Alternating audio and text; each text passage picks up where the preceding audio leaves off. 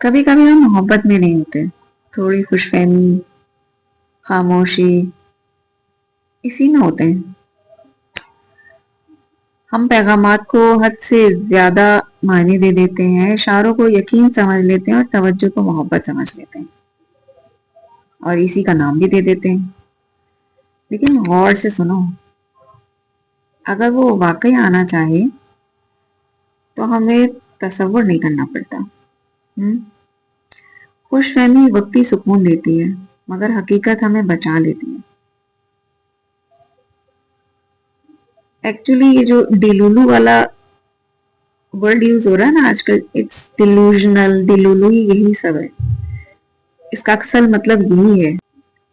یہ ایک عام بول چال کا لفظ ہے جس کا مطلب ہے کہ ذہن زدہ ہونا اور خیالوں میں رہنا یا اپنے خیالات میں مگن رہنا، خاص طور پر جب کوئی شخص حقیقت سے دور یا غیر حقیقی امیدیں باندھنا شروع ہوتا ہے.